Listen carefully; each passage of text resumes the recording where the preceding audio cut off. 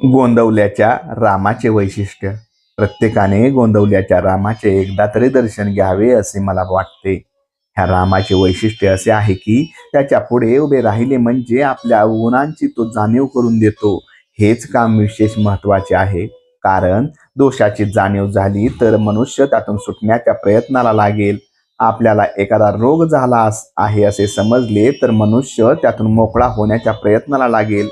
तसे दोषांची जाणीव झाली तर मनुष्य त्यातून सुटण्यासाठी रामाची प्रार्थना करून त्याला शरण जाईल.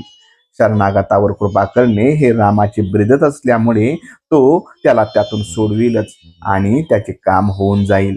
चांगला वैद्य कोण?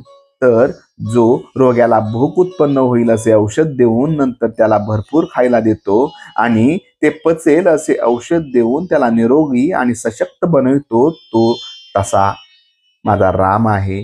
म्हणून प्रत्येकाने त्याला एक वार तरी पाहावे असे मला मनापासून वाटते.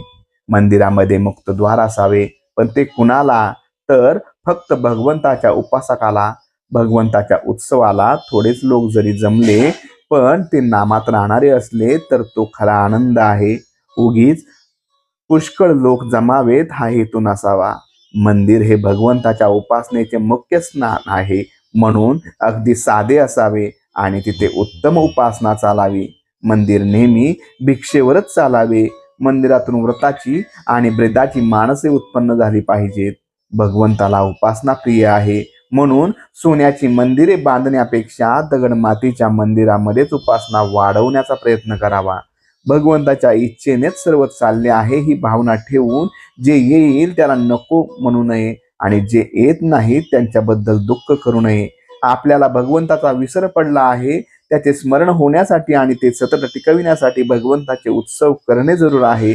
एखाद्या माणसाला पुष्कळ नाते असून तो जसा वेगळा राहू शकतो त्याप्रमाणे भगवंत सगळ्या ठिकाणी राहूनही आपल्या हृदयात राहू शकतो. तो सूर्याच्या प्रकाशासारखा एके ठिकाणी राहून सर्व ठिकाणी सत्ता रूपाने राहतो. ज्याची भावना खरी शुद्ध म्हणजे निसंशय असते त्याला दगडाची मूर्ती देखील देव बनते. भावना मात्र 100 नंबरी पाहिजे, ती मध्ये भेसळ उपयोगाची नाही. आतमध्ये भगवंताचे अनुसंधान ठेवून बाहेर वृत्ती आवरण्याचा जो प्रयत्न करील त्याला परमार्थाचा अनुभव फार लवकर येईल. नामाचा अनुभव जसा नामातच घ्यायचा असतो तसा भगवंताचा अनुभव अनुसंधानात येतो.